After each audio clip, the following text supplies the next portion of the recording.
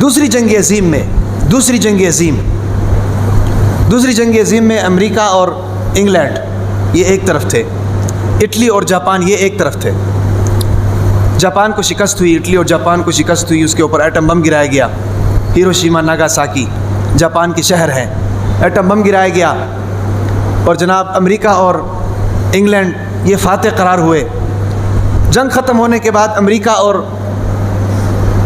England کا جو صدر تھے، انگلینڈ کا جو صدر ہے اس کا نام چرچل تھا، اور امریکہ کا جو صدر اس وقت کا تھا اس کا نام روز ویلٹ تھا۔ وہ دونوں ایک جگہ پر اکٹھے ہو کر مشورہ کیا۔ مشورہ کیا مشورہ یہ کیا کہ یار یہ جو اتنی بڑی جنگ ہوئی ہے جس کی لپیٹ میں پوری دنیا آئی ہے، کہ کون سے ایسے اقدام ہونے چاہیے کہ دنیا کے اندر اب اس قسم کی جنگ نہ چھڑے، اس قسم کی جنگ نہ ہو۔ تو اس میں بہت سے مشورے ہوئے، بہت سی میٹنگز ہوئیں، بہت سے منصوبے بنے، لیکن ناکام۔ آخر میں آ کر جو انگلینڈ کا صدر تھا یا وزیر اعظم تھا چرچل، اس نے کہا کہ جی میرے ذہن میں ایک منصوبہ ہے، اگر آپ ماننے کے لیے تیار ہوتے ہیں۔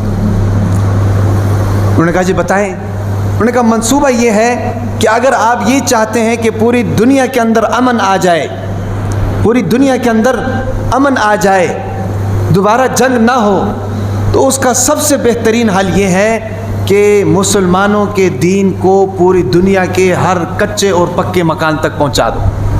یہ کون کہہ رہا ہے؟ یہ انگلینڈ کا صدر چرچل کہہ رہا ہے، اور کتابوں کے اندر یہ سٹیٹمنٹس موجود ہیں۔ انہوں نے کہا کہ اگر امن چاہتے ہو تو مسلمانوں کا دین جو ہے، مسلمانوں کا جو نسخہ کیمیا ہے، وہ جناب پوری دنیا کے ہر کچے اور پکے مکان تک پہنچا دو، پوری دنیا میں امن آ جائے گا۔ اب جب یہ بات کی تو جو امریکہ کا صدر تھا روز ویلٹ، اس نے کہا کہ جی بھئی یہ دین ہم تک پہنچائے گا کون؟ یہ جو نسخہ کیمیا ہے یہ ہے کہاں پر؟ یہ تعلیمات ہیں کہاں پر؟ تو اس نے کہا کہ جی یہ تعلیمات تو مسلمانوں کے پاس ہیں۔ انہوں نے کہا کہ جی پہنچائے گا کون؟ انہوں نے کہا پہنچانا بھی مسلمانوں نے ہے۔ تیسرا سوال کیا کہ اگر مسلمانوں نے نہ پہنچایا تو پھر؟ انہوں نے کہا کہ مسلمانوں نے نہ پہنچایا تو پھر وہ بھی مریں گے، ہم بھی مریں گے، وہ بھی مریں گے اور ہم بھی مریں گے۔ تو یہ چرچل کا منصوبہ تھا، جو میٹنگز کے اندر اس نے یہ بات کہی۔ اور اب آپ دیکھ لیں، اس وقت امریکہ کے اندر دیکھ لیں، یورپی دنیا کے اندر دیکھ لیں، مساجد آباد ہیں بھئی، مساجد کے اوپر کوئی پابندی نہیں ہے، مدارس بھی چل رہے ہیں، مساجد بھی چل رہے ہیں، مسلمانوں کی تعداد روز بروز بڑھ رہی ہے وہاں پر۔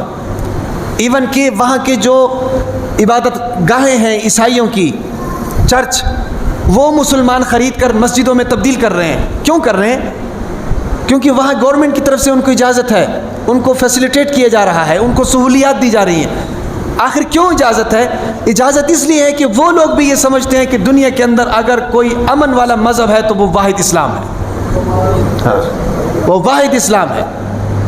سمجھ آ رہی کہ نہیں؟ آپ بھی اگر نماز پڑھتے ہیں تو آپ کی نماز سے بھی ان کو کوئی نقصان نہیں ہے۔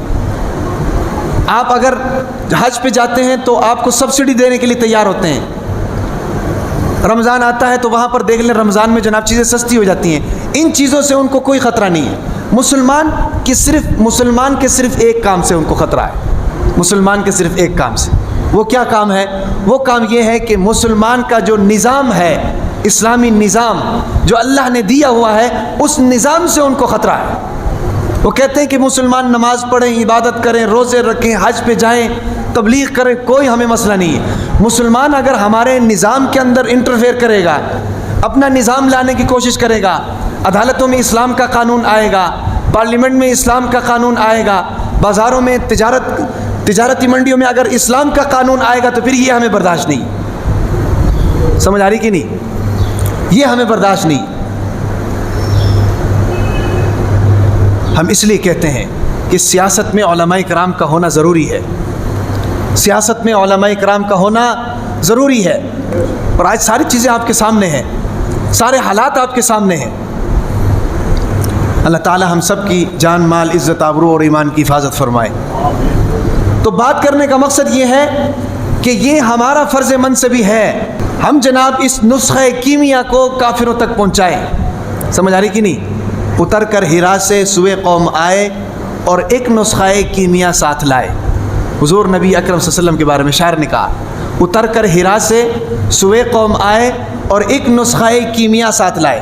وہ کیا نسخہ کیمیا تھا کہ جس پر عمل کر کے صحابہ اکرام نے پوری دنیا پر حکومت کی؟ وہ کون سا ایسا نسخہ کیمیا تھا کہ جس پر عمل کر کے صحابہ اکرام کے اندر اسلام جناب کوٹ کوٹ کر بھر گیا، جنہوں نے کافروں کو پیچھے ہٹنے پر مجبور کر دیا ہے بھائی؟ وہ نسخہ کیمیا یہ تھا کہ بھئی ہم مسلمان ہیں اور ہمارا مسلمان ہونے کا مقصد کیا ہے؟ ہمارے مسلمان ہونے کا مقصد یہ ہے کہ ہم اپنے اس دین کو پھیلائیں.